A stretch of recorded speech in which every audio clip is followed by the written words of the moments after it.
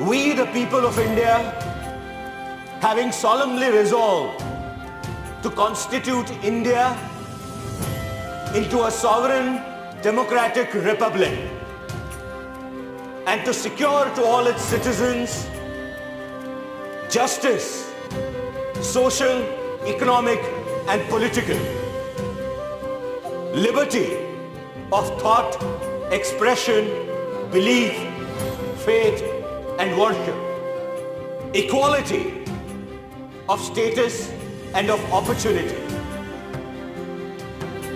and to promote among them all fraternity, assuring the dignity of the individual and the unity of the nation. In our Constituent Assembly, this 26th day of November 1949, do hereby adopt, enact, and give to ourselves this Constitution.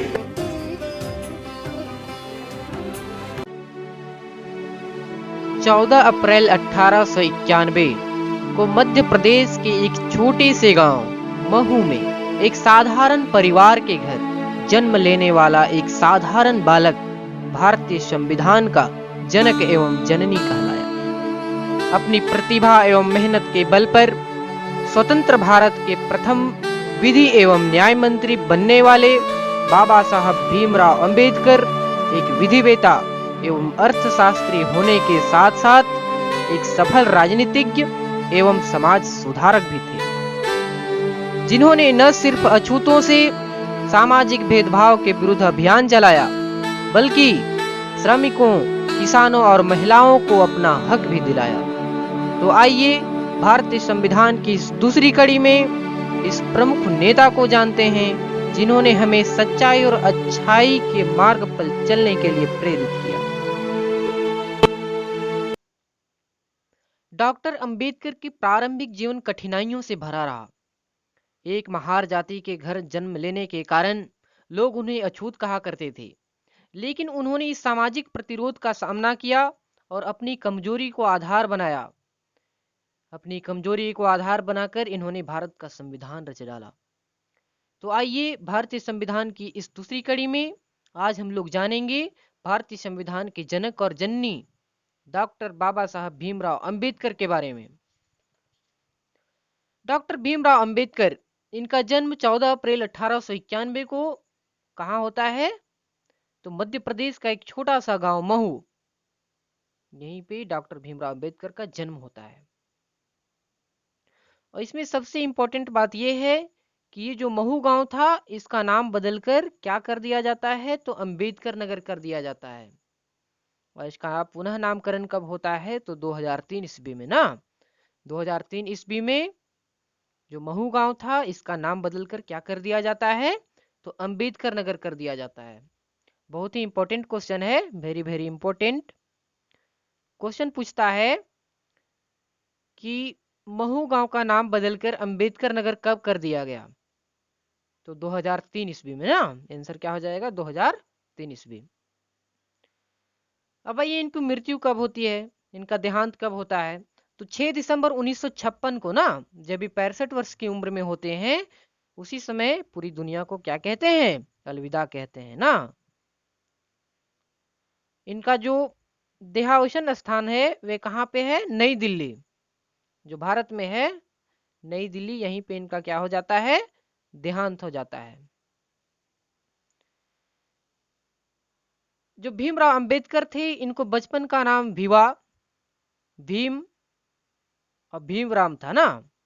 बचपन में लोग इन्हें भीवा या फिर भीम या भीमराव के नाम से जाना करते थे, लेकिन जब ये शिक्षा लेने के लिए स्कूलों में अपना दाखिला करवाते हैं, तो उसी समय इनका नाम क्या रख दिया जाता है? भीमराव अंबेडकर रख दिया जाता है ना। अन्य नाम, लोग इन्हें अन्य नाम बाबा साहब अंबेडकर के नाम से भी जानते हैं। डॉक्टर भीमराव अंबेडकर का अन्य नाम क्या है? बाबा साहब भीमराव अंबेडकर। इनका जो समाधि स्थल है, समाधि स्थल कहाँ है? तो चैत्य भूमि के नाम से जाना जाता है ना, जो समाधि स्थल है उसको। और ये कहाँ पे है? तो महाराष्ट्र का मुंबई में ये चैत्य भूमि जो है क्या है? स्थित है। डॉक्टर भीमराव अंबेडकर किस धर्म से ताल्लुक रखते थे? तो ये बौद्ध धर्म को मानते थे ना, बौद्ध धर्म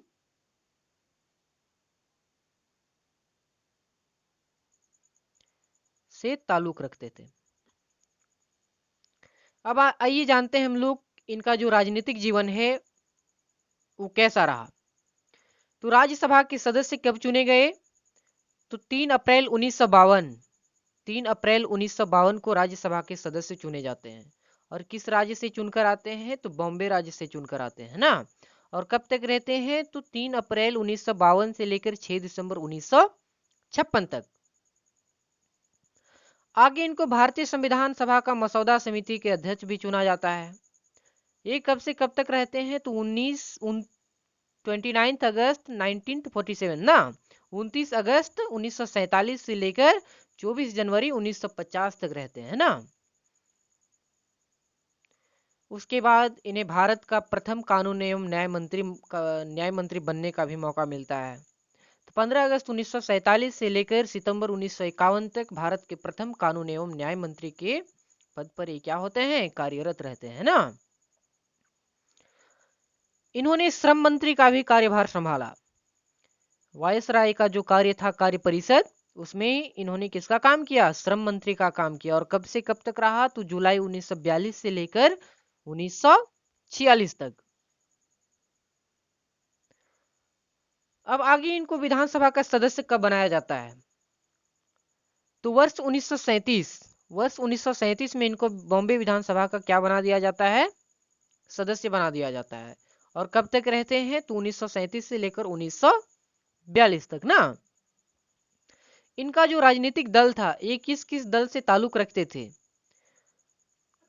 तो सबसे पहला है scheduled caste federation, scheduled caste federation ना, इससे ये ताल्लुक रखते थे।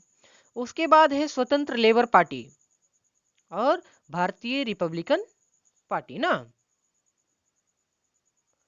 जो बाबा साहब भीमराव अंबेडकर थे, उन्हें अनेकों पुरस्कार से भी सम्मानित किया गया। तो आइए पुरस्कार का भी चर्चा कर लेते हैं हम लोग कि किन किन पुरस्कारों से इन्हें सम्मानित किया गया। तो सबसे पहला जो है पुरस्कार या फिर सम्मान, बोधिसत्व पुरस्कार। बोधिसत्व पुरस्कार कब प्रदान किया जाता है? 1956 ईस्वी में।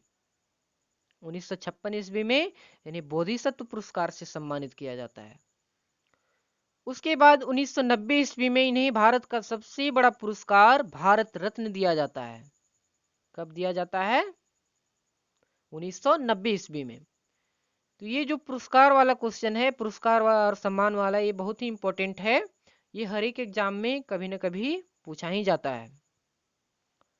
तो भारत रत्न से कब इन्हें सम्मानित किया गया? वर्ष 1990 ईस्वी में।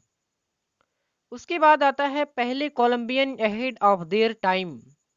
जो सबसे पहले Colombian ahead of their time का जो पुरस्कार होता है वो किन्हें दिया जाता है? 2004 ईस्वी में। तो बाबा साहब भीमराव अंबेडकर को दिया जाता है। उसके बाद इन्हें द ग्रेटेस्ट इंडियन पुरस्कार भी सम्मान के तौर पर दिया जाता है ना। द ग्रेटेस्ट इंडियन पुरस्कार एक कब प्रदान किया जाता है? तो वर्ष 2012 ईस्वी में। वर्ष 2012 ईस्वी में द ग्रेटेस्ट इंडियन पुरस्कार से इन्हें सम्मानित किया जाता है।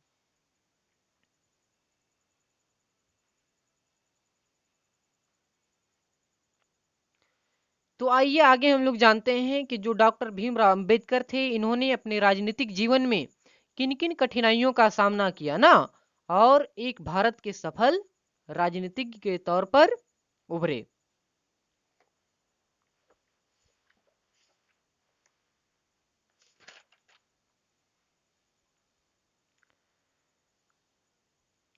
डॉक्टर भीमराव अंबेडकर, संविधान सभा के सदस्य केबी राव, अच्छे से थोड़ा ध्यान दीजिएगा कि संविधान सभा के सदस्य केबी राव, इन्हें भारतीय संविधान के जनक और जननी दोनों कहते हैं। तो बहुत ही इंपॉर्टेंट क्वेश्चन आता है। क्वेश्चन पूछता है कि भारतीय संविधान के जनक और जननी किन्हें कहा जाता है? तो इसका आंसर क्या हो जाएगा? डॉक्टर भीमराव अंबेडकर हो जाएगा। और किन्होंने इन्हें कहा कि ये भारतीय संविधान के जनक और जननी है? तो किन्होंने कहा? केबी राव ने कहा ना। केबी राव क्या कहते हैं कि भारतीय संविधान के जनक और जननी कौन है? डॉक्टर भीमराव अंबेडकर हैं। चलिए अब राजनीतिक जीवन की चर्चा करते हैं कि डॉक्टर भीमराव अंबेडकर जो हैं सबसे पहले कहाँ से चुनाव लड़ते हैं? बॉम्बे से चुनाव लड़ते हैं। इनका जो राजनीतिक जीवन था वह बहुत ही इंटरेस्टिंग रहा ना। तो देखिए बहुत ही उथल पुथल रहा। तो कहाँ से ये चुनाव लड़ते हैं, हारते हैं कि जीतते हैं, इसके बारे में हम लोग चर्चा करते हैं। तो सबसे पहले इन्हें बॉम्बे से चुनाव लड़ाया जाता है, लेकिन वो चुनाव क्या हो जाते हैं? हार जाते हैं। बॉम्बे से चुनाव लड़ते हैं लेकिन चुनाव क्या हो जाते हैं? हार जाते हैं। उसके बाद इन्हें बंगाल से चुनाव लड़ाया जाता है। मुस्लिम लीग जो थी इसकी सहायता से इन्हें बंगाल में टिकट दिया जाता है और वहां से ये चुनाव लड़ते हैं और अंततः क्या हो जाते हैं? वहां से चुनाव जीत जाते हैं और संविधान सभा के सदस्य क्या हो जाते हैं? चुन लिए जाते हैं। लेकिन हम लोग जानते हैं कि जैसे ही हमारा देश आज़ाद हुआ उसके बाद जो भारत विभाजन की तस्वीर थी वो कैसी दिखने लगी? साफ साफ दिखने लगी ना।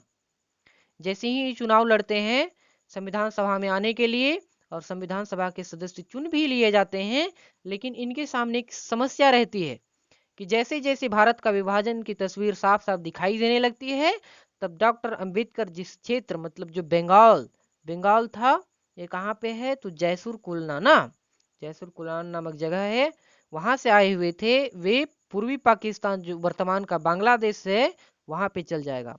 इन्हें एक डर सताने लगा था कि ये जो हम बंगाल से चुनाव लड़कर आए हैं वे अब कहाँ पे है? तो पूर्वी पाकिस्तान का हिस्सा बन जाएगा और पूर्वी पाकिस्तान का भी हिस्सा बना जाएगा तो ये क्या हो जाएगा? पाकिस्तान में चला जाएगा ना। और अंबेडकर जो है संविधान सभा के सदस्य नहीं रह पाएंगे। तो सबसे बड़ा डर इनके दिमाग में यही था कि हम बंगाल से चुनाव लड़कर आए हैं और बंगाल अगर भारत का विभाजन होता है तो बंगाल किधर आ जाएगा? तो पूर्वी पाकिस्तान में आ जाएगा ना। और पूर्वी पाकिस्तान में अगर आ जाता है तो हम संविधान सभा के सदस्य नहीं रह पाएंगे। लेकिन आगे देखिए क्या होता है।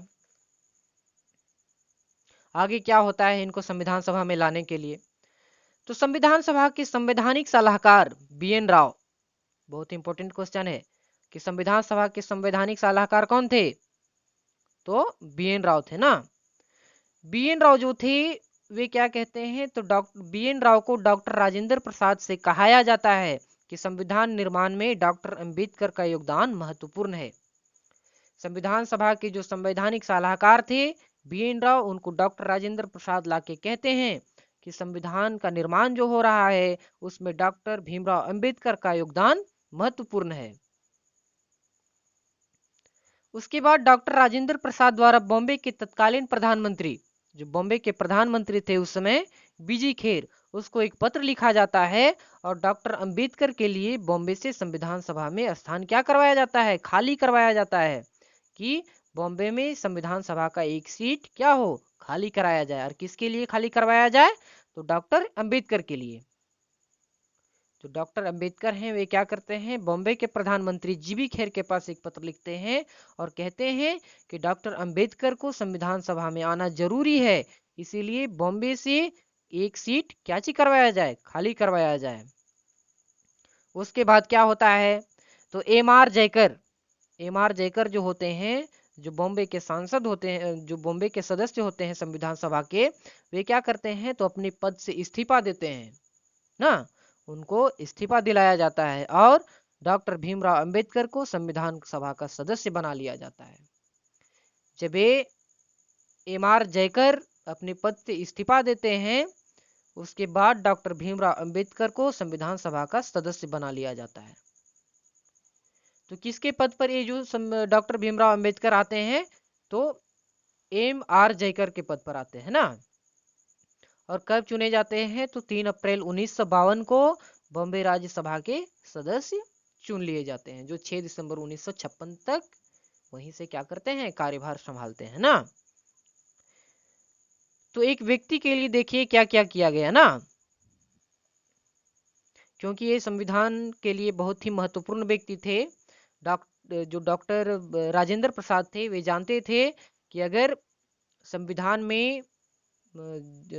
निर्माण में डॉक्टर भीमराव अंबेडकर नहीं रहेंगे तो संविधान का जो प्रारूप है वे अच्छे ढंग से तैयार नहीं हो पाएगा ना। इसके लिए क्या चीज किया जाता है, तो जो बॉम्बे के जो सदस्य थे संविधान सभा के, उनको इस्तीफा दिलाया जाता है एम.आर. जयकर को, और इन्हीं के स्थान पर डॉक्टर भीमराव अंबेडकर को संविधान सभा का सदस्य चुन लिया जाता है। देखिए इसमें एक बहुत ही इंपॉर्टेंट क्वेश्चन आता है, वेरी वेरी इंपॉर्टेंट क्वेश्चन है ना, बहुत ही इंपॉर्टेंट क्वेश्चन है कि डॉक्टर बी आर अंबेडकर संविधान सभा में कहाँ के सदस्य थे, मतलब कहाँ से उन्हें वे जो थे वे चुनकर आए थे ना। तो हम लोग क्या देखें, सबसे पहले कि वो बॉम्बे से चुनाव लड़ते हैं, लेकिन चुनाव क्या हो जाते हैं, वहां से हार जाते हैं ना। उसके बाद क्या होता है, तो बंगाल से चुनाव लड़ते हैं मुस्लिम लीग की सहायता से, और वहां से जीत भी जाते हैं, संविधान सभा के सदस्य चुन भी लिए जाते हैं। लेकिन भारत का क्या हो जाता है, विभाजन हो जाता है। विभाजन होने के बाद जो बंगाल था, जयसुर कुलाना नामक जगह था, वहां से वो चुनाव लड़कर आए होते हैं, और वे जगह कहाँ पे चला जाता है, तो पूर्वी पाकिस्तान में चला जाता है। और उनका जो संविधान सभा के जो सदस्य का पद था वो क्या हो जाता है, समाप्त हो जाता है ना। और समाप्त हो जाता है तो वे तो वहां से बंगाल से रह नहीं पाए, बंगाल से तो वे हट गए। तो बहुत सारे लोग क्या करते हैं, क्वेश्चन जब पूछा जाता है कि डॉक्टर बी आर अम्बेडकर जो थे वे संविधान सभा में कहाँ से सदस्य थे, तो बहुत सारे लोग बंगाल से मार देते हैं, क्योंकि उन्होंने बंगाल से चुनाव लड़ा था ना। लेकिन एक बात याद रखिएगा कि बंगाल से चुनाव लड़ते हैं, और उसी समय क्या हो जाता है, भारत का विभाजन हो जाता है। विभाजन होने के बाद इनकी सदस्यता क्या हो जाती है, रद्द हो जाती है, खत्म हो जाती है। उसके बाद इनको कहाँ से जो है सीट दिलाया जाता है, तो जो डॉक्टर राजेंद्र प्रसाद हैं वे क्या कहते हैं, संवैधानिक सलाहकार बी.एन. राव को कहते हैं कि संविधान निर्माण में डॉक्टर अंबेडकर की योगदान जो है बहुत ही महत्वपूर्ण है। इसीलिए वे क्या करते हैं, तो बॉम्बे के जो तत्कालीन प्रधानमंत्री थे बीजी खेर, उसके पास एक पत्र लिखते हैं और कहते हैं कि वहां से एक सीट जो है क्या करवाया जाए, रिक्त करवाया जाए। और एक सीट कौन रिक्त करते हैं, तो एम.आर. जयकर ना, एम.आर. जयकर जो है अपने पद से इस्तीफा देते हैं, और उन्हीं के जगह पे डॉक्टर भीमराव अंबेडकर को संविधान सभा का सदस्य बना लिया जाता है। तो क्वेश्चन का जो आंसर होगा वे क्या हो जाएगा, कहाँ के सदस्य कहाँ से चुनकर आए थे, बॉम्बे से चुनकर आए थे ना। और किसके जगह में आए थे, तो एम.आर.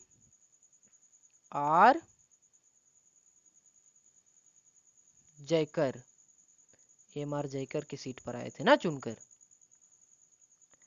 तो आज के लिए इतना ही। अगर वीडियो पसंद आया है तो इसे लाइक और शेयर करना ना भूलें, और मेरे चैनल को सब्सक्राइब करना ना भूलें।